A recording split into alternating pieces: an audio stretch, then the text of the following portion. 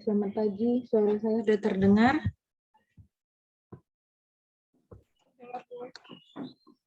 Terdengar, Bu. Kita mulai, daftar hadir silakan diisi. Hari ini pertemuan ke-7, pertemuan terakhir dengan saya. Minggu depan kita mid semester. Bahannya tetap model program linear itu tetap dipakai karena kita saling berkaitan. Model program linear tetap dipakai. Paling enggak metode yang grafik enggak saya masukin lagi, tapi simplex tetap perlu. Simplex tetap perlu. Yang jelas lebih berat ke materi yang 6 dengan 7 ya. Dualitas itu minggu lalu, sama analisis sensitivitas hari ini. Metode simplexnya ya tetap dipakai terus sih sebenarnya, jadi tolong dibaca lagi metode simplex dengan yang untuk maksimum ya, untuk kasus minimum baca yang metode Big M.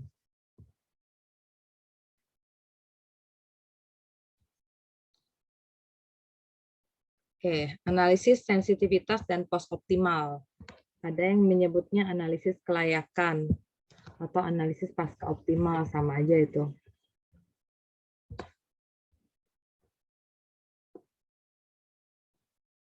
Apa analisis sensitivitas? Jadi pada masalah program linear, kita asumsikan bahwa parameter-parameter dari model itu sudah diketahui dengan tepat dan pasti.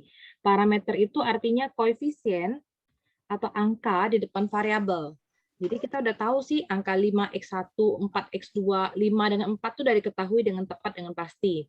Dalam kenyataannya hal ini jarang sekali terjadi. Jadi seperti saya bilang kalau optimasi, jadi kita tuh seperti konsultan atau manajer, jadi tentang orang tuh konsul dengan kita, bagaimana cara mengoptimalkan produksi, bagaimana cara meminimumkan pengeluaran, kayak gitu. Jadi para manajer tuh perlu, atau sebagai seorang konsultan, kita perlu mengetahui dampak yang terjadi pada solusi model apabila parameter-parameter model tersebut berubah. Jadi kita udah dapat nih, kita model, formulasi model program linear, ataupun nanti di integer programming kamu belajar pemrograman bilangan bulat, kita udah dapat modelnya, kita akan analisis. Kayak mana sih kalau model ini saya ganti parameternya? Sejauh mana perubahan parameter, tapi solusi yang dihasilkan harus tetap optimal. Maunya seperti itu. Jadi kita nanti dapatnya dalam bentuk interval. Paling besar boleh diubah sekian, paling kecil boleh diubah sekian, seperti itu. Kemudian analisis terhadap perubahan parameter dan dampaknya terhadap solusi optimal kita sebut dengan istilah analisis sensitivitas. Kita akan melihat bagaimana perubahan parameter dan dampaknya. Kalau parameternya berubah, solusinya akan berubah enggak? Kalau berubah, seberapa besar perubahannya?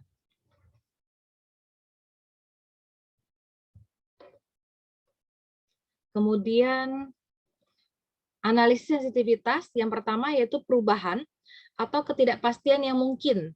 Pada analisis sensitivitas itu ada 3. Yang pertama perubahan koefisien fungsi tujuan. Kita kan punya fungsi tujuan dengan kendala. Jadi yang pertama adanya perubahan koefisien fungsi tujuan. Perubahan konstanta ruas kanan atau nilai sisi kanan, dan perubahan fungsi pembatas, nilai yang ada di kendala. Pada kasus dimensi dengan M kali 2, artinya variabelnya 2, kita bisa menyelesaikannya dengan metode grafis. Tapi kalau kasusnya ada M kali N, kita akan menyelesaikannya dengan simplex. Simplex pun terbatas ya. Kalau banyak, udah 4 variabel ke atas, sudah ribet, udah berapa juga iterasi yang dibutuhkan. Kemudian kendala yang banyak juga sangat mempengaruhi proses pengerjaan dengan simplex. Makanya butuh software seperti Windows, kayak gitu. Ini, jadi analisis sensitivitas tadi ada 3. Yang pertama perubahan koefisien fungsi tujuan, dibagi lagi jadi 2. Yang ada namanya koefisien fungsi tujuan variabel basis, ada yang namanya non basis. Nanti saya jelasin apa yang basis, apa yang non basis. Kalau di buku teks dia biasanya bilang basic variable and non basic variable. Kemudian analisis sensitivitas untuk perubahan konstanta ruas kanan. Jadi ada perubahan kapasitas sumber daya, nilai sisi kanan itu berubah, itu kan sumber daya, misalnya berapa jumlah tepung yang dibutuhkan, berapa jam tenaga kerja yang dibutuhkan, berapa uang yang tersedia, itu semuanya dalam kapasitas sumber daya. Shadow price itu nilai bayangan. Ekonomi suka belajar sih shadow price. Nanti saya tunjukin apa pseudo price. Kemudian perubahan fungsi pembatas. Kendala. Kendala kita apakah ada penambahan variabel baru? Perlu tambah variabel, misalnya tadi 2 variabel jadi 3 variabel, gimana? Kalau contoh nyata, misalnya lagi produksi 2 jenis roti, tiba-tiba berpikir gimana sih kalau saya produksi 1 jenis roti lagi, itu namanya penambahan variabel baru. Penambahan batasan baru, misalnya yang jadi kendala cuma tenaga kerja sama apa ya? Jumlah bahan yang dibutuhkan.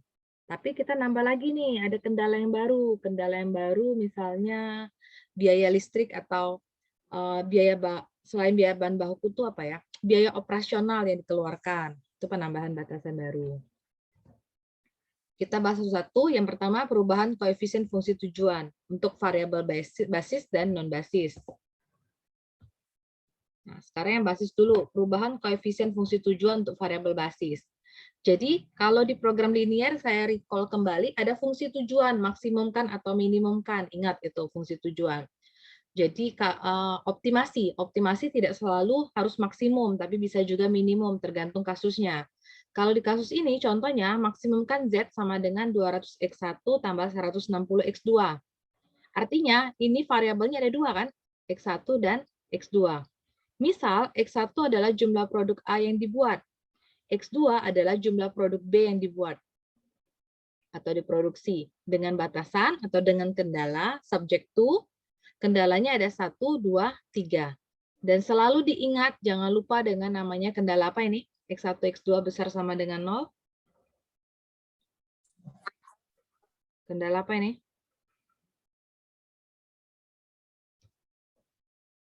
Apa ini maksud X1, X2 besar sama dengan 0?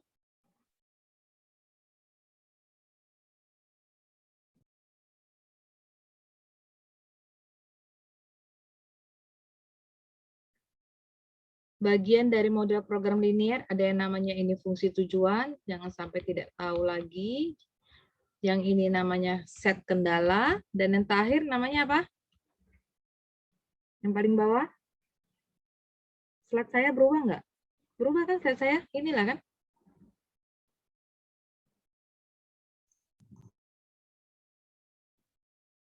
Novita Okima apa yang bawah namanya?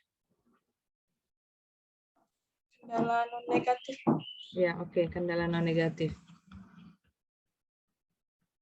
Kalau slide saya nggak berubah, tolong dikomongin ya. Iya, Bu. Jadi bentuk implisit. Ada buku teks saya sengaja buat di sini bentuk implisit. Ada yang bilang bentuk standar. Jadi jangan bingung antara implisit dengan standar. Bentuk standar fungsi tujuan dan bentuk persamaan batasan ini ya. Z ya, pindah ruas kan? Min 200X1 min 160X2. Kendalanya kecil sama dengan, kecil sama dengan, kecil sama dengan. Variabel apa yang kita tambahkan jika kendalanya pertidaksamaan berbentuk lebih kecil sama dengan? Kendala apa ini? Slack. Boleh pakai S1, S2, S3, slack 1, slack 2, slack 3, karena kendalanya 3. Mau pakai X3, X4, X5, silakan. Terserah. Ya. Jadi tujuan, apa sih tujuan pengubahan bentuk standar? Untuk apa? Kenapa suatu model harus diubah ke dalam bentuk standar?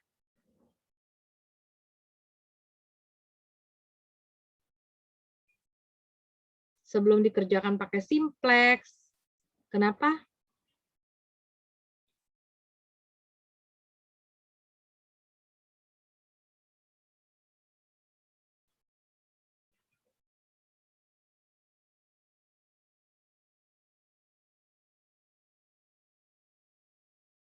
Untuk mengubah pertidaksamaan menjadi persamaan, sehingga dapat diselesaikan. Itulah gunanya bentuk standar.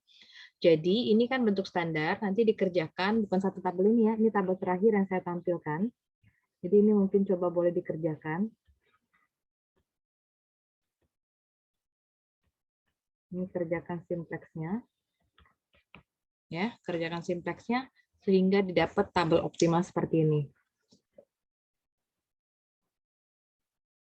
Oke, jadi berdasarkan tabel optimal itu tabel terakhir ya, artinya tidak ada lagi nilai negatif di baris Z. Ada yang pakai ini ya, saya suka pakai kolom ini. Ada, Bu, kalau langsung basis X1, X2, oke, ini dihapus juga nggak masalah. Jadi berdasarkan tabel optimal, kita ketahui bahwa variabel basis ini, yang di kotak, Warna oranye itu variabel basis yang di sini. X1, X2, S1 itu variabel basis. Sisanya itu namanya variabel non basis. Berarti yang sisanya si S2 dan S3. Jelas? Ini non basis, nama variabel non basis. Ini nama variabel basis. Oke. Koefisien fungsi tujuannya, yang mana koefisien fungsi tujuan? C1, C2, C3. Kan variabelnya ada 3 basisnya, 1, 2, 3. Jadi kasih kode aja C1, C2, C3. C1 itu koefisiennya X1, C2 koefisiennya X2, C3 koefisiennya S1. Lihatnya di atas ini lagi. Jadi inilah C1 200, C2 160, C3 untuk si S1 0. Oke. Paham yang ini dulu? Masih bingung? Basis, non-basis dengan koefisien fungsi tujuan? Ini C1-nya 200 ya, bukan min 200. Karena dia pindah ruas kiri jadi min 200. Ada pertanyaan nggak? Basis, non-basis, sama koefisien fungsi tujuan? Tidak ada, Bu. Akibat perubahan koefisien fungsi tujuan variabel basis, ini kita mau ubah misalnya C1, C2, C3, ya kan? Dia bisa berubah. Berubahnya itu gimana? Bisa dinaikkan atau diturunkan nilainya tanpa mempengaruhi solusi optimal. Itu namanya variabel basisnya. Kalau C3 kita perlu analisis. Kan C3 itu 0. Jadi perlu kita analisis koefisien fungsi tujuan variabel S1. Besarnya 0. Jadi ini nggak usah kita analisis. Oke? Karena dia 0, karena itu juga variabel slack tambahan gitu ya. Jadi C3 nggak perlu dianalisis. Jadi yang dianalisis yang ada nilai C1 dengan C2. Oke. Jadi untuk mengetahui range atau interval perubahan koefisien fungsi tujuan variabel basis, kita pakai rumus ini. CJ sama dengan CBJ dikurang CJ. Syarat tabel optimal nilai CJ ini nanti yang diperoleh harus lebih besar sama dengan 0, harus non negatif. CB itu apa? Koefisien fungsi tujuan variabel basis pada tabel optimal. YJ, variabel dual dari variabel keputusan. CJ topinya itu nilai baru pada tabel optimal. CJ itu koefisien pada fungsi tujuan. Nanti saya cek ke angka aja ya. Nah, tadi yang mau dianalisis kan tadi variabel parameter fungsi tujuannya C1, C2, C3. Karena C3 sudah 0, nggak perlu dianalisis, maka kita hanya menganalisis yang namanya C1 dan C2. Sekarang C1 dulu. Oke. Variabel tadi ada ini C1, C2, C3, ini kan namanya basis ya. C4, C5 ini koefisien basis, ini koefisien non basis. Nah, jadi yang mau kita hitung bukan kalau perubahan C1 yang kita hitung yang sebelah sini yang silangannya. Yang non basis C4 dengan C5. Jadi C4 rumusnya itu CB kali Y4 topi dikurang C4. CB itu apa? Nah, tadi itu C1 nilainya berapa? 200 ya. C2 160, C3 nilainya 0, C4 0, C5 0 gitu ya. Jadi CB itu karena yang mau diubah C1 kan ini. CB itu koefisien basis. CB itu koefisien fungsi tujuan variabel basis. Jadi ini CB itu sebenarnya koefisien C1, C2 sama C3. C1-nya itu yang mau diubah, didiamkan C1. C2-nya 160, C3-nya 0. Y4 topi apa Y4 topi? Dilihat dari sini.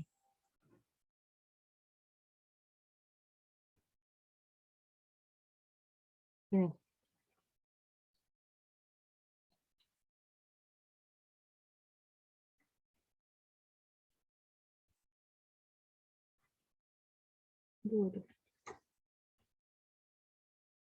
Ini Y4 topi. Nah, gitu ya. Pada kolom keempat yang dilihat nanti. Nah, Y4 topi.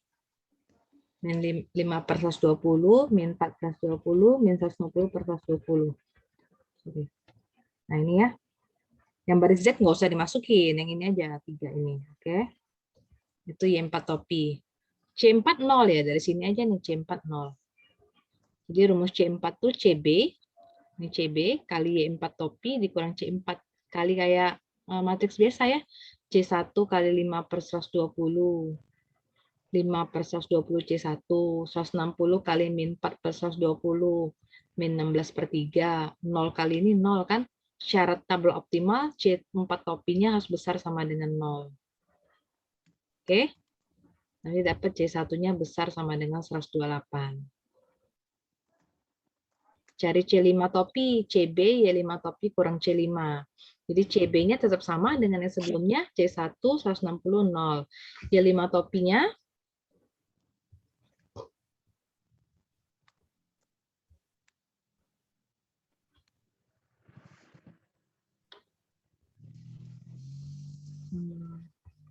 bentar ya, gimana saya nih? PPT saya masih muncul nggak ya? Ibu. Ibu. Nanti saya nggak bisa balik ini.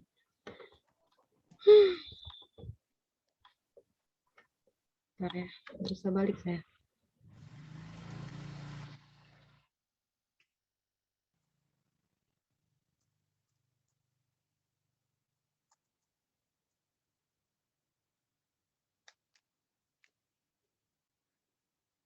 Maaf, Bu. Suara Ibu ke mute. Ya udah, oke. Bentar.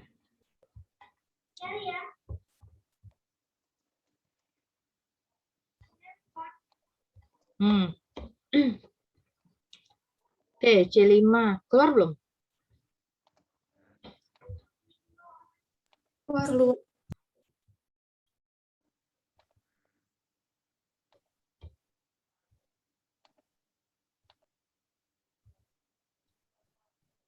Oke, sekarang yang C5.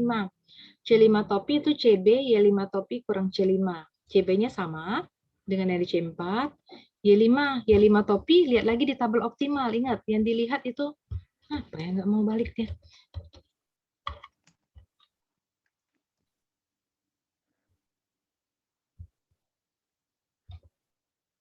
Nah, udah balik ya? Nih, ke tabel belum ini? Iya, Bu, ketabel. Nah, ini Y5. Lampu merah saya kelihatan nggak? Ada nggak Kelihatan, Bu. titik merah gitu? Ada ya? Ada, Bu. Yang ini. Ini C5, ini Y5 topi. Min 4 per 120, 8 per 120, 120 per 120. Y5 topi. Gitu ya. Ini yang penting kamu screenshot ya. Saya nggak save yang catatan coretan saya ini ya. Karena kan nanti saya mau pakai terus untuk ngajar. Untuk kalian kodein mana yang 4 topi, mana yang Y5 topi, mana yang basis, mana yang non basis. Jadi kamu kasih kode sendiri ya. Karena ini online ya, rata-rata mahasiswa males nih nyatet kalau selama online. Catatlah setidaknya. Dengan nyatet kamu kan ngulang namanya nanti. Nanti habis kuliah aja dicatat. Kalau enggak simpen dalam Notepad semua foto screenshotan tuh jadi enggak hilang. Oke, udah dapat Y5 topi, C5-nya 0 dari sini ya, C5-nya 0. Udah substitusikan C5 topi, ini CB, Y5 topi dikurang 0. Syarat tabel optimal, dia akan tetap optimal jika C5 topi lebih besar sama dengan 0. C1 kali min 4 per 120, min 4 per 120 C1, 160 kali 8 per 120, 32 per 3. 0. Besar sama dengan 0. Ini kalau mau saya uraikan. Nah, gitu ya, nanti dibalik ya C1-nya. Yang ini.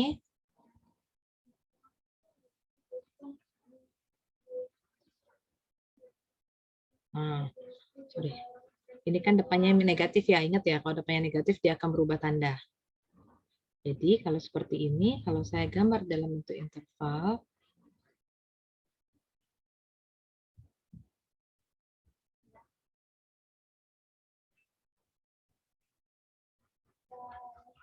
nah C1 besar yang 108. C1-nya kecil dari 320. Gini kan? Dia tengah-tengah ini ya. Ada sama dengan semua ya. Pasti. Dia harus besar sama dengan 0. Jadi tengah-tengah ini artinya C1 antara 128 dengan 320. 128 kurang dari sama dengan C1, kurang dari sama dengan 320. Artinya tabel optimal akan tetap optimal.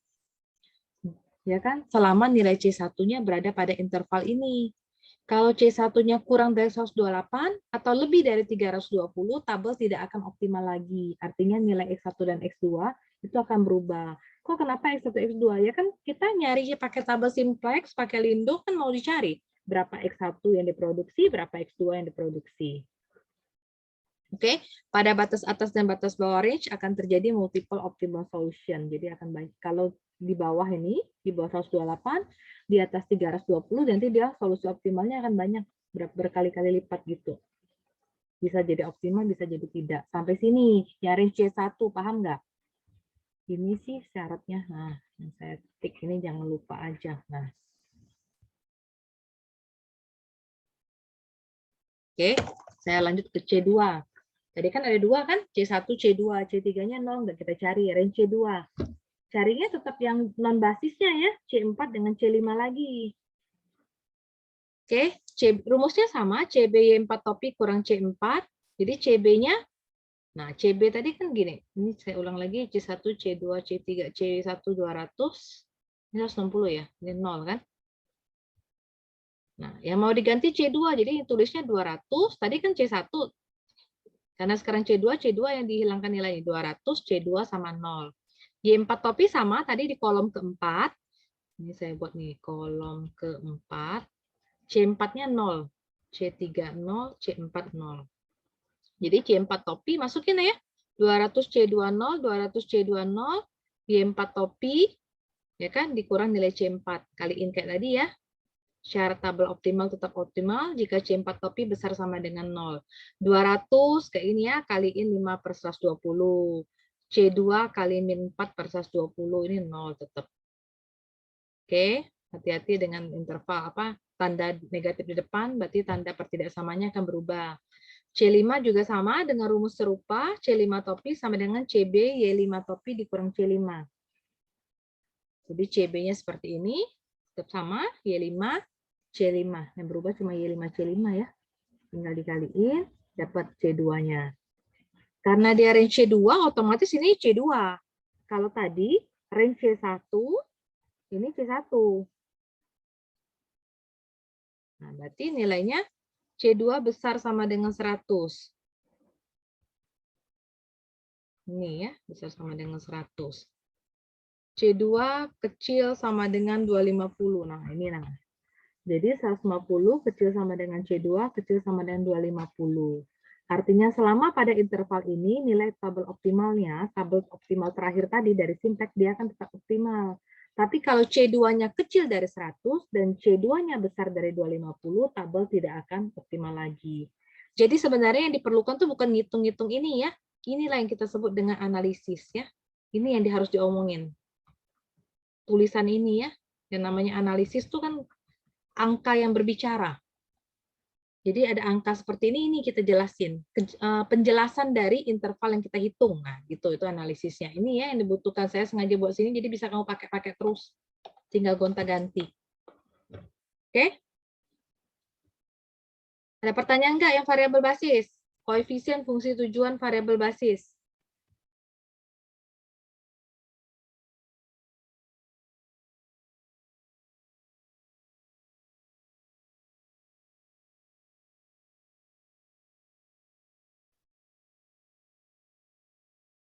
Ada pertanyaan nggak?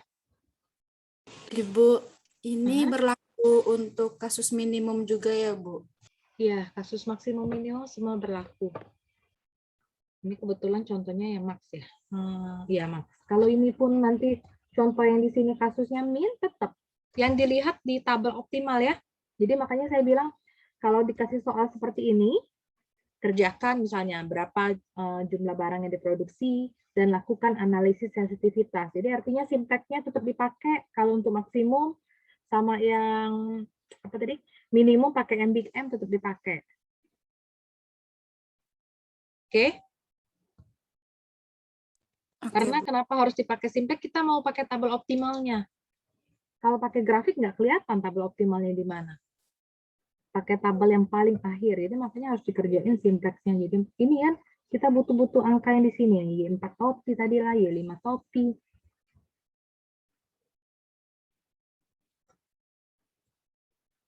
Ada lagi pertanyaan yang ini sebelum ke non basis?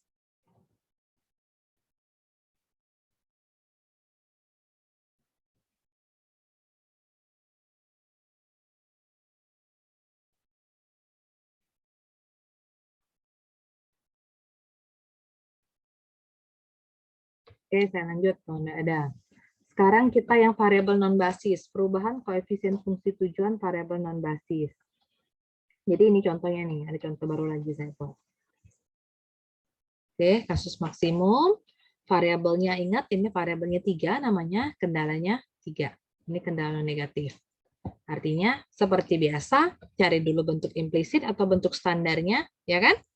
Ubah, kerjakan pakai simplex. Oke, dari sini saya tanya, yang mana variabel basisnya? Yang mana variabel basis?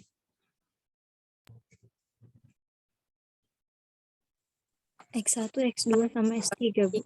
Ya, oke, sip. S3 ya. Ini variabel basis yang masuk ya. Kita kan nyari kan yang elemen kunci, kolom kunci dengan baris kunci ya kan? Yang masuk menggantikan yang baris kan, yang ini variabel basis. Berarti sisanya mungkin saya tulis sini aja lah. Jadi variabel basis itu X1, X2, S3. Kalau non basis artinya sisanya ya. X3, S1, S2. Gitu ya. Jadi yang non basisnya X3, S1, S2. Tapi nilai S1 dan S2 itu koefisiennya 0 kan? S1 dengan S2 kan koefisiennya 0. Jadi yang kita analisis cuma yang si X3. Paham? Ya. Kalau berdasarkan tabel solusi optimal ini ya kan, variabel keputusan non basisnya X3. X3-nya nggak masuk ke sini ya. Dia bukan basis, tapi dia non basis. Artinya apa? X3 tidak diproduksi. Jadi kalau kamu ngerjakan soal program linear, ini udah dapet nih X1-nya 30, X2-nya 60. Ini nggak ada lagi yang negatif di sini di baris Z. Nggak bisa lagi pakai iterasi selanjutnya. Ini kan cantik pula 00 semua. Masa S1 lagi yang masuk basis, padahal ini positif 3. Artinya udah selesai, nggak apa-apa itu. Artinya X3-nya tidak diproduksi. Padahal keuntungannya 15 nih. Jadi X3 tidak diproduksi karena dia tidak cukup ekonomis. Walaupun untungnya besar, berarti dia nggak akan mempengaruhi pendapatan. Jadi kalau C3, 15 ini diturunkan berapapun, X3 tetap tidak ekonomis untuk diproduksi. Ya, ini saya buat nih. Berdasarkan tabel di atas dapat diketahui bahwa variabel keputusan non basis adalah X3. Artinya X3 tidak diproduksi karena tidak cukup ekonomis dengan keuntungan sebesar 15 kepala dolar kayak gitu. Apabila C3 diturunkan berapapun, X3 tetap tidak ekonomis untuk diproduksi, tidak muncul sini. Jadi lebih baik nggak usah diproduksi jadi X3. Ya, yang berarti batas bawahnya negatif tak indah. Kalau C3 dinaikkan sampai jumlah berapapun, ada kemungkinan kalau dinaikkan dia bisa ekonomis untuk diproduksi. Nih, jadi karena kita mau ngitung cuma C3, ini ya, S1, S2-nya 0, jadi yang dianalisis cuma C3. Rumusnya sama, CB Y3 topi kurang C3. Jadi CB, ini tadi berapa koefisiennya? 12, 18, S3-nya 0. X3-nya 15, 0, 0. 12, 18, 0. Ini ya, 12, 18, 0. Kok nggak ada C3 di sini? Ya, tadi kan koefisien basisnya apa? X1, X2, S3 kan? Jadi nggak ada. Nggak usah diganti. Y3 topi. Lihat di tabel. Y3 ini ya. Yang tambah X3 ya. Ini ya. Y3 topi. Yang 11/8, 14/8, 31/8. Ini. Jadi CB dimasukin, Y3 topi dikurang C3. Karena kita mau cari nilai C3 lah.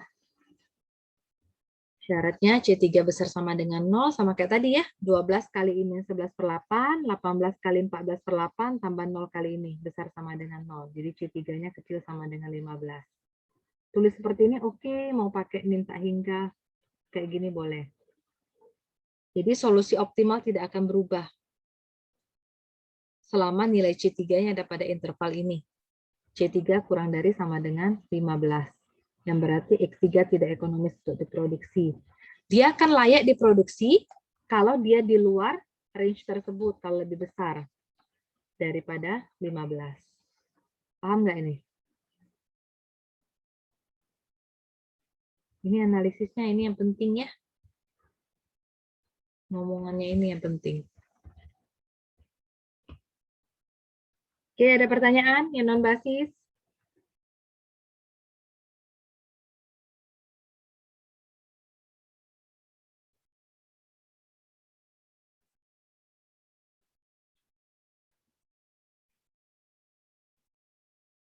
Diam ini paham atau enggak? Pasti masuk ya, saya masukin pasti di UTS-nya. Ibu, kalau misalnya hasil dia besar dari sama dengan 15, lanjutinnya kayak mana, Bu? Lanjutin lagi ya, Bu? Enggak, kita kan cuma analisis. Gunanya analisis sensitivitas itu cuma ngasih tahu bahwa nilai C3, ya kan, kalau dia dalam bentuk interval inilah, solusi optimalnya tidak akan berubah. Kalau di luar, ini yang dibutuhkan ini. Kerjaan si analisis sensitivitas itu cuma untuk ngomongin tulisan ini sebenarnya. Cuma kamu nggak bisa buat tulisan ini kalau kamu tidak menghitungnya. Nggak bisa, kamu kan belum hitung, belum ketemu angka 15, nggak bisa ngomong kamu. Jadi hitung dulu, baru ngomong. Itu tujuan analisis sensitivitasnya. Paham nggak? Baik, Bu. Udah biarin aja ngomong aja. Jadi kayak gini ngomongnya, ini udah saya buat, jadi enak dia tinggal dilihat. X3 akan layak diproduksi jika C3 di luar range tersebut, atau jika C3 dinaikkan menjadi lebih dari 15. Ada lagi yang bertanya ini?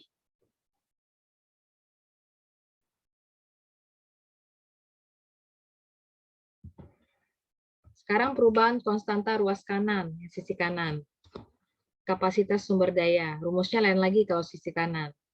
Pengaruh perubahan konstanta ruas kanan terhadap tabel optimal ditentukan dengan menyelidiki perubahan ruas kanan yang baru. Ini rumusnya. BI yang baru itu B inverse dikali BI. B inverse itu matrik variabel basis awal. BI itu BI yang topi itu BI baru ya. Jadi syaratnya tetap sama. Supaya dia tetap optimal, maka dia harus lebih besar sama dengan 0. Nilai BI yang barunya. Nah, range BI. Tadi kendalanya ada 3, berarti B1, B2, B3. Sekarang katanya sumber daya 1, berarti kan sumber daya 2. Jadi kita mau lihat range-nya. B topi I, BI itu sama dengan B inverse kali BI. Nah, B inverse itu apa? Dari mana B?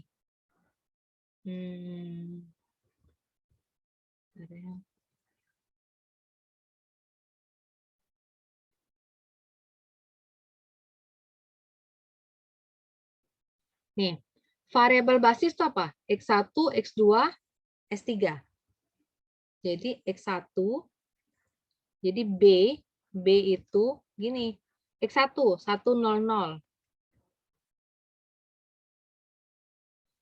X2 ya, X2 010. S3 001. Ini variabel basis namanya B.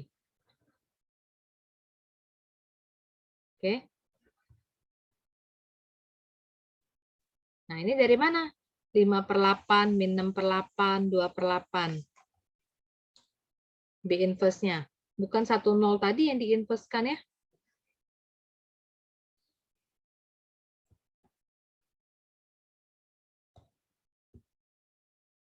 Nih.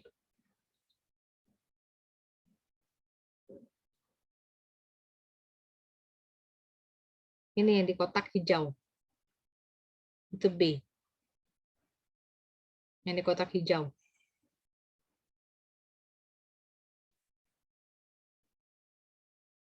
Sorry. Foto hijaunya kok geser ya ke sini.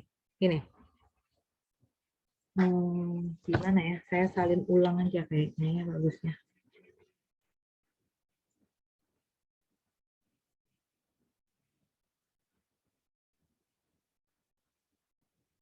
Oh bener ya, di foto hijaunya udah ada rapi, nggak geser kok. Jadi kan kamu tambah variabel tadi. Variabel yang kita tambahkan S1, S2, S3. Jadi inilah S1, S2, S3 ini kotak hijau. Min 5/8, min 6/8, 0, min 2/8, 4/8, 0, 1/8, min 14/8, 1. Ini B. Namanya B. Nah, jadi B inverse. Inilah namanya B inverse. Nggak usah diinverskan lagi. Nih, ini kan sebenarnya udah masuk ini B, jadi sininya udah B inverse. Jadi tinggal diambil dari tabel optimal. Artinya pas ngitung dari model, ngitung tabel Simpek, hati-hati.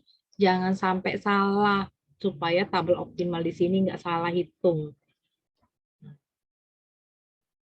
Ini ya, dibuat B inverse. Ini B. Karena yang mau diganti B1, B1-nya didiamin dulu. B2, B3, 360, 580. Dari mana? Saya balik lagi ya, sorry bolak-balik ini. 360, 580. Ini nilai B1, B2, B3. Oke, B1, B2, B3. Ini ya, 360, 580. Jadi syarat tetap optimal nilai BI-nya harus besar sama dengan 0, B topi I-nya. Jadi kali ini nih, kali matriks bisa kan? 5/8 kali B1, min 6/8 kali 360, tambah 0 kali 580. Gitu ya. Besar sama dengan 0. Jadi kalau ini enggak diuraikan benar ya.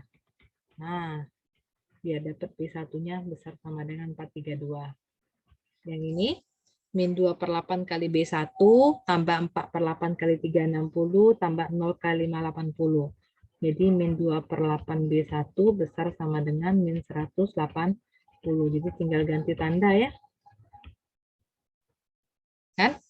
Ini lagi 1/8 kali B1 ditambah min 14/8 kali 360 tambah 1 kali 580. Besar sama dengan 0. Oke, dapat B1-nya besar sama dengan 400. Banyak angkanya, bikin garis bilangan. Ada angka 400, 432, 720. B1 besar sama dengan 432. B1 kecil sama dengan 720. B1 besar sama dengan 400. Nah, yang numpuk 3 kali artinya ini ya. 432 kecil sama dengan B1, kecil sama dengan 720. Jadi nilai kanan si kendala pertama itu harus berada pada interval ini supaya solusi optimalnya tetap optimal. Oke, nanti buat kalau nilai B1-nya kecil dari 432 atau besar dari 720, maka nilai tidak akan lagi optimal. Nah, ini ya, sudah saya buat di sini juga. Ya kan? Kalau dalam interval ini, tabel optimal akan tetap optimal dan layak. Itu ya. Ini nilai intervalnya. Ini boleh sampai sini juga oke. Ini kalau mau diganti nanti. Kalau nggak usah. Interval perubahan B1. Sekarang kalau B2. B2, B inverse-nya tetap sama. Saya salah copy ya. Sorry ya, maaf ya. Ini berapa tadi kendala yang pertamanya? 480 ya. B1-nya 480, 360, 580. Tolong diperbaiki yang ini. Sorry, yang B2 ya. Ini tetap buat 480, ya kan? Sorry, ini B2, ini 580. Gitu ya. Tolong diganti ini. Kan B2-nya yang mau mantap. Nah, gitu aja nih. Nah, ini hapus semua. Nah, oke. Tinggal dikali lagi 5/8 kali 480, min 6/8 kali B2, 0 kali 580. Min 2/8 kali 480, tambah 4/8 kali B2, tambah 0 kali ini. Besar sama dengan 0, biar dapat B2-nya. Yang ini juga 1/8 kali 480, min 14/8 kali B2, 1 kali 580. Oke, gambar garis bilangannya. Angkanya ada urutkan ya, 240, 365, 400. B2 kecil sama dengan 400. Kiri kan? B2 besar sama dengan 240. B2 kecil sama dengan 365. Nah, yang tumpuk 3 kali. Di 240 dengan 365. Oke? Jadi dapat disimpulkan bahwa interval B2-nya ada di 240 dengan 365. Tabel optimal akan tetap optimal dan layak. Berarti variabel basisnya tetap. Sumber dayanya tetap ketat. Nggak apa-apa. Kalau nggak mau tetap ketat, sampai gini aja. Di sini boleh. Ini kayak artiin, karena kalau di teks Inggrisnya Titan. Diperkuat gitu. Jadi ya Indonesia ketat lah.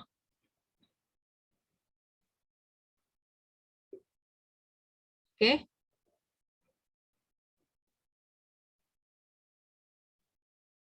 Ada pertanyaan nggak? Sekarang yang B3 dulu nih. Yang B3. Ini udah rapi ya B3, benar saya udah buat. Tabel B inverse-nya sama, ya kan? Ini B3-nya. Kaliin kayak tadi.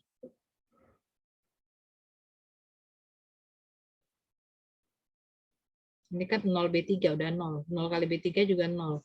Jadi cuma yang bawah ya, B3 besar sama dengan 570. Jadi sumber daya yang ketiga itu kan pertama tersedia 580 di soal.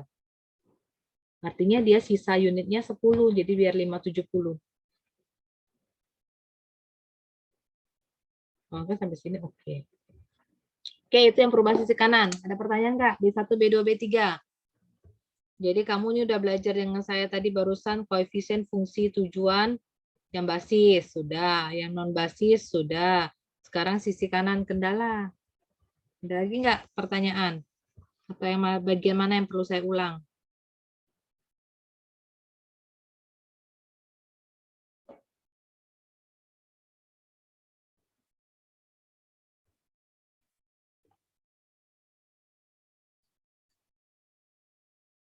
Ada yang perlu saya ulang nggak?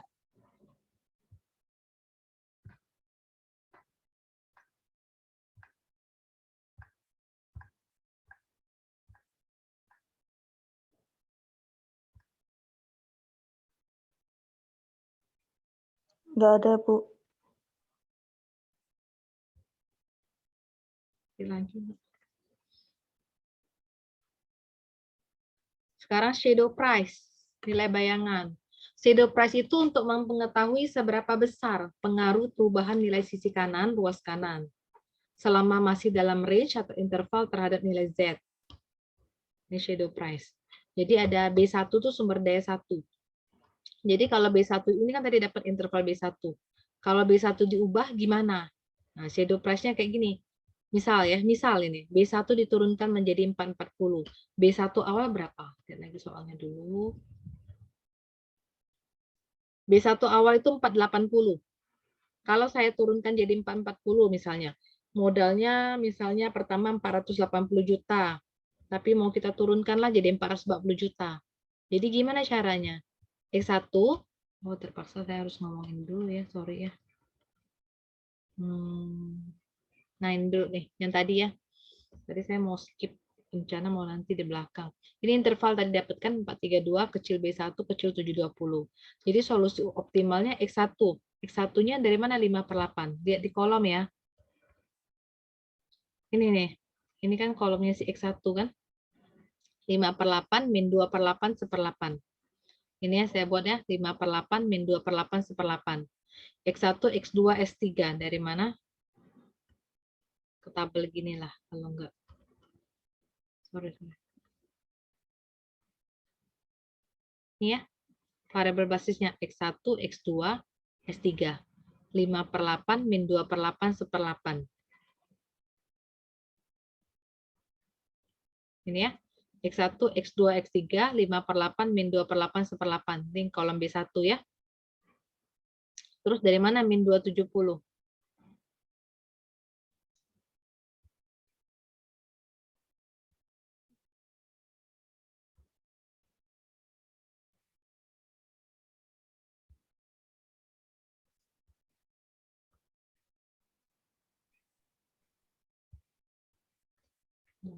Bentar ya, saya buat biar nggak bolak-balik.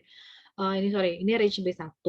Kamu cari BI topi kan udah dapat ini interval. Dapatlah 432 kecil dari B1 kecil dari 720. Biar nggak bolak-balik. Kamu lihat ini aja intervalnya. Ini tempat untuk X1, X2 sama S3. Oke. Jadi X1 ini kan 5/8 B1 dikurang 270. Nih, jadi X1 sama dengan 5/8 B1 kurang 270. X2-nya mana? Biar nggak jauh-jauh lihatnya ya. Min 2/8 B1 tambah 180. Min 2/8 B1 tambah 180. S3-nya berapa? 1/8 B1. Ini tambahin dulu nih. Min 630 tambah 580. Min 50. Oke. Masukin. 12, Z-nya kan koefisiennya 12 tadi. 12 kali, ini harusnya gini. 12X1, 18X2, 15S3. 15X3, sorry. Nah, gitu kan? Yang koefisien yang berubah X1 masukin, X2 substitusikan, ya kan? X3 nggak ada kan, tetap 0 tadi kan? Jangan dimasukkan S3. Ini kan fungsi tujuan kita ini kan, 12X1, 18X2, 15X3. Saya balik ya. Nah, ini ya. 12X1, 18X2, 15X3. Ini saya record, jadi kalau kamu nggak paham diulang-ulang lagi ya, tolong diulang-ulang lagi. 12X1, 18X2, 15X3.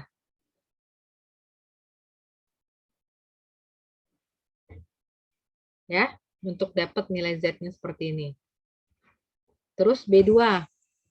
Nah, ini B2. Udah dapat kan hitungan tadi? Saya lihatin lagi, tulis lagi X1, X2, S3. X1-nya lihat dari sini aja, 300 dikurang 6/8 B2, salin ke sini. X2-nya min 120 tambah 4/8 B2. S3-nya 60 tambah 580, tambahin ya. Sorry, jadi 640 ya. 640 dikurang 14/8 B2. Jadi Z sama dengan 12X1, 18X2 tambah 15X3. Oke? B1, B2. Sekarang kalau B3, ini cuman nggak bisa lagi kan, nggak ada variabel yang baru kan di sini. Ini X1, X2, X3, nggak ada kan? Ya udah, nggak usah dibuat. Sorry, bukan X3, tapi S3. Ini nggak ada kan dibuat. Kalau ini kan enak dia.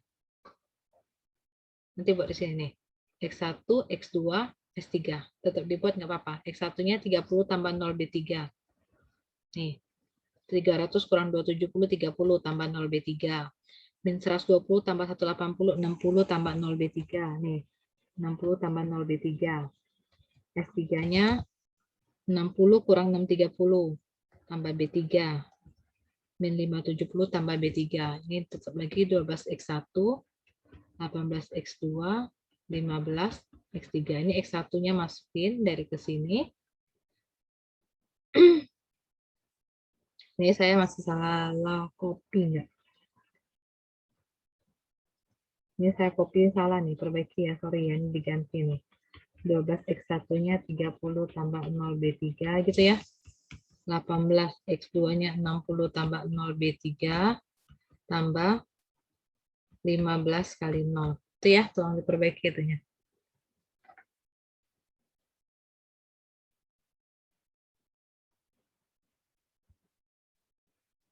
Sorry.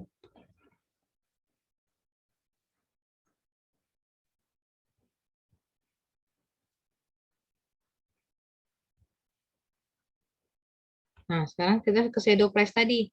Tadi kan udah dapet nih X1, X2, S3. Nah, tadi katanya tadi ini interval B1 432 sampai 720. Jadi kalau B1-nya 440, 440 benar karena dia ada pada interval ini. Tinggal diganti. Tadi kan dapat 5/8 apa tadi? Yang sumber daya 1 ya. B1. Nih, 5/8 B1 kurang 270. Tinggal diganti di sini. 5/8, B1-nya 440, kurang 270, jadi X1-nya 5. Min 2/8 B1 tadi kan, Masukin 40. 1/8 B1. Dapat X1-nya 5, X2 70, S3-nya 5. 12 X1, 12 kali 5, tambah 18 kali 70, 18 X2, tambah 15 X3, 1320. Jadi, jika B1 diturunkan sebesar 40, dari mana 40? Awalnya 480 mau diturunkan jadi 440, maka Z-nya, Z tadi yang kita dapat tadi, Z pertama di tabel optimal, mana? Ini, 1440. Itu Z yang pertama. Jadi, nih, kalau B1 diturunkan, jadi Z-nya dari 1440 dia akan jadi berapa? 1320. Artinya kalau B1 diturunkan sebanyak 40, nilai Z-nya akan turun sebanyak 120. Sekarang contoh lain, kalau B1 mau saya naikkan jadi 640 misalnya. Hitung lagi tetap X1, X2, S3. 5/8, B1-nya ganti 640. Dapat kan X1, X2, S3.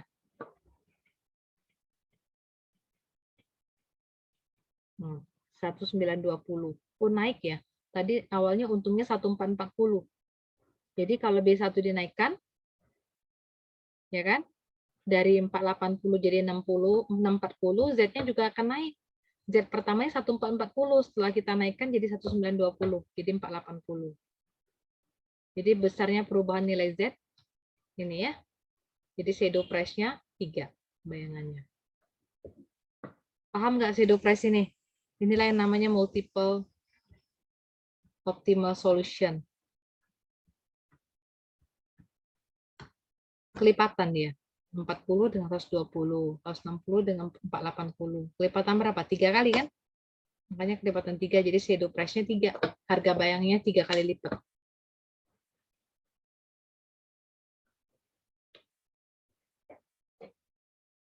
Ada yang perlu saya ulang nggak? Nanti kalau tanya secara ini, chat bingung menjelaskannya.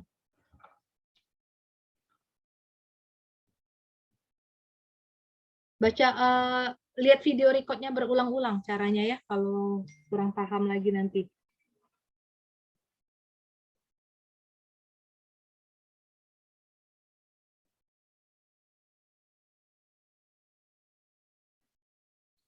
Nah, shadow price yang kedua.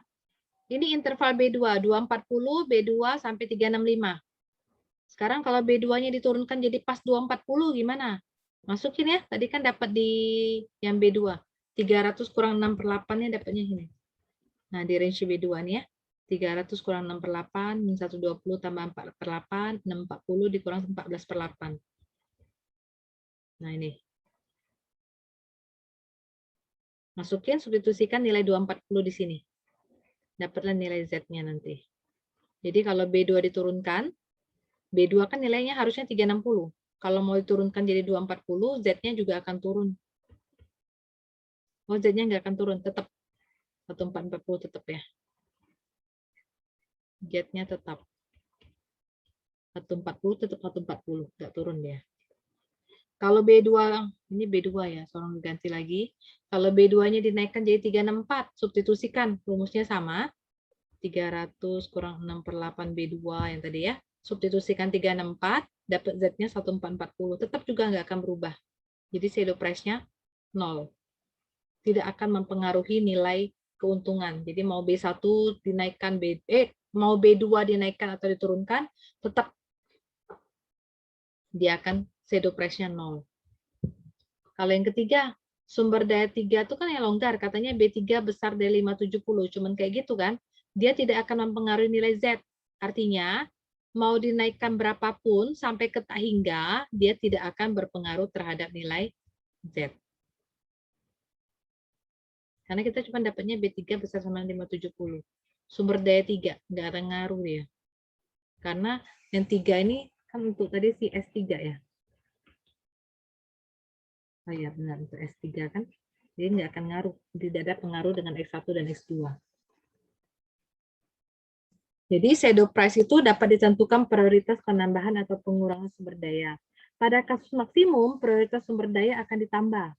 Yang akan ditambah adalah sumber daya memiliki pengaruh terhadap nilai Z paling besar. Kalau dikurangi, ya yang punya pengaruh terhadap nilai Z yang paling kecil. Jadi intinya, kalau yang bisa nambah keuntungan, ya pasti kita naikkan. Kalau kira-kira nambah rugi, lebih baik dikurangi. Gitu ya, itu shadow price. Yang terakhir, fungsi pembatas. Ada dua, penambahan variabel baru dengan penambahan batasan baru. Kalau penambahan variabel baru, itu penambahan kegiatan baru. Kita akan mengetahui bagaimana pengaruhnya kalau ada variabel baru, seperti roti saya tadi, tambah satu jenis lagi, terhadap solusi optimal. Kita menyelidiki selisih ruas kiri dengan ruas kanan. Jika selisihnya positif, maka penambahannya tidak mempengaruhi solusi optimal. Kalau dia positif, tidak mempengaruhi. Kalau dia selisihnya negatif, dia akan mempengaruhi. Contoh, ada perusahaan buat produk ya. Ini tadi kan cuma 3 nih. X1, X2, X3. Tambah satu jenis lagi produknya X4. Ini. Ya kan? Tambah biaya lagi katanya. 968. 968 tambah satu variabel. X4. Kerjakan lagi nanti pakai simplex.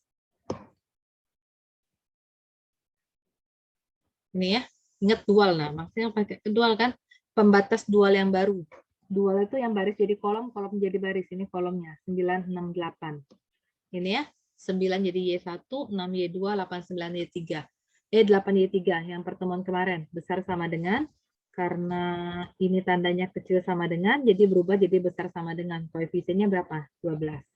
Besar sama dengan 12.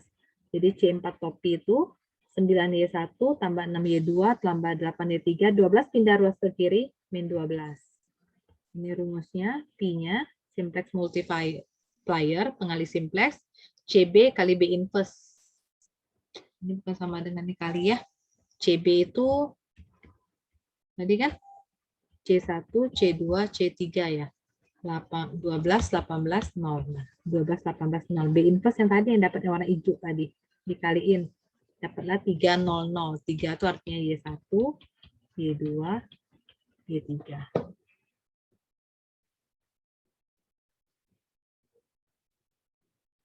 Jadi C4 itu 9 kali 3, tambah 6 kali 0, tambah 8 kali 0, dikurang 12, dapatnya 15. Nilainya positif nih. Kalau positif berarti tidak mempengaruhi. Oke? Kalau tidak mempengaruhi, untuk apa diproduksi? Jadi lebih baik tidak diproduksi. Hal ini menunjukkan bahwa D dengan keuntungannya 12, D tadi kan keuntungannya 12. Dari mana 12 ini ya? Keuntungannya 12. Dengan keuntungannya 12 tidak layak untuk diproduksi. Jadi nggak usah lagi. Jadi kalau biar layak gimana caranya? Nilainya tadi, nih 9 kali 3, 6 kali 0, 8 kali 0 dikurang C4 kecil dari 0. Artinya C4-nya harus lebih besar daripada 27.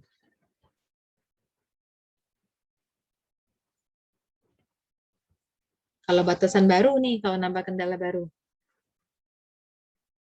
Ada soal, bisa tambah kendala baru, nambah lagi.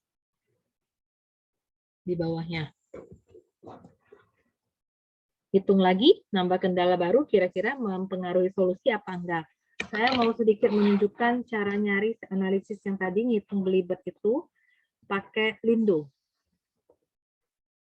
Saya buka Lindonya dulu.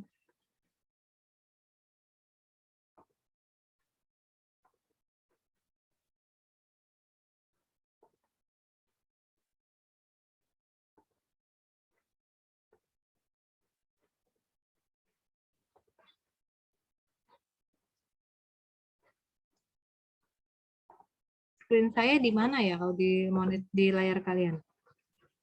Di 32, Bu. Di slide ke-32. Lindonya belum muncul ya? Belum, Bu.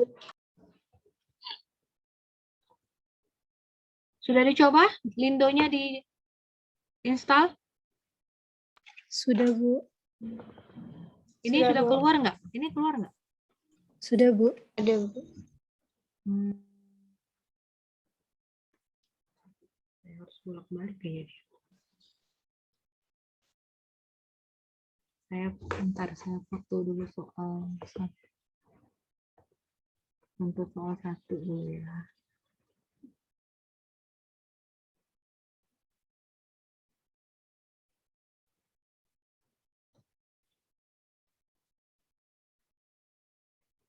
Nah, soal yang tadi lah.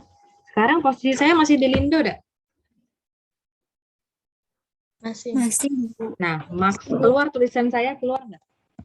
Keluar. Nah, ini soal tadi 18x2 ditambah 15x3. Subjek to 4x1 ditambah 6x2 ditambah 5x3 kecil sama dengan 480.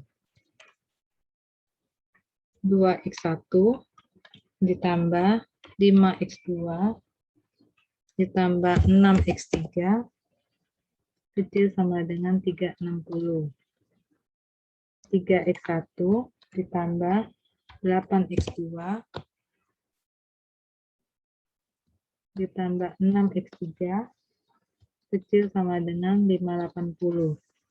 N gitu ya. Oke. Sudah keluar ya, saya klik solve. Keluar nggak dari solve-nya? Ada tulisan do range sensitivity analysis, ada nggak?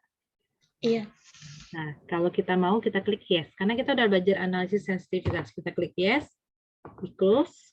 Sudah keluar hasilnya di layar kalian? LP optimum found at step 1. Nah, itu. 1440 kan Z-nya tadi dapat. X1-nya 120, X2-nya 0, X3-nya 0. Terlihat nggak di bawah? Ada OBJ, Objective Coefficient Ranges. Ada nggak? Ada, Bu. Ada. Di situ di kolom di kiri, kursor saya bergerak nggak kalau kayak gini? Bergerak. X1, koefisien awalnya 12 kan? Jadi dia boleh turun dari tak hingga sampai, pokoknya nggak masalah dia ya, infinity to infinity. Tak hingga. X2-nya 18, dari 0 sampai tak hingga. X3-nya 15, jadi dari 0 sampai tak hingga. Right hand side range, sisi kanan kendala nih. Ini 2 tuh berarti urutan ya, B1, B2, B3 gitu. Pertamanya 480, jadi dia boleh turun. Allowable increase, dia boleh naik sampai, increase naik ya, dia boleh naik sebanyak 240, boleh turun sebanyak 480. Saya ambil coret ya bagusnya ya.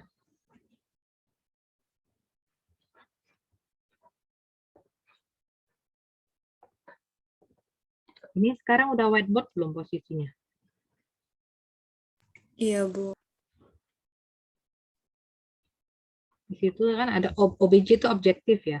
Objective Coefficient Range. Ya, di sini ada variabel katanya. Ada X1, ada X2, X3 dari Lindo tadi. Di sini ada current koefisien sekarang 12, 18, 15 itu 0,00 ya. Di sini ada allowable increase, berarti kenaikan yang diizinkan. Boleh naik infinity, boleh naik 0, boleh naik 0. Di sini ada allowable decrease, penurunan yang dibolehkan. 0, infinity itu tak hingga infinity. Jadi ini kan kalau saya ganti jadi C1. Kok belum berubah. Ini C1, C2, C3. Artinya nilai C1-nya increase infinity. Jadi boleh naik sampai tak hingga. Boleh turun sampai tidak boleh turun. Kan allowable decrease-nya 0. Tidak boleh turun. Berarti tidak boleh turun. Berarti tetap 12 ya. Gitu kan? Sampai ke tak hingga. 12 tambah tak hingga. Jadi ini tambah, ini kurang. Nah, gitu ya. C2-nya 18 tambah 0. Berarti 18. Boleh turun sampai tak hingga. Berarti sampai min tak hingga. C3. C3-nya naiknya tidak boleh naik lagi, berarti mantap di 15, turunnya infinity, berarti min tak hingga. Seperti itu ya. Screenshot dulu, biar saya mau hapus yang right hand side. Oke, udah ya. Terikut juga kan. Sekarang right hand side.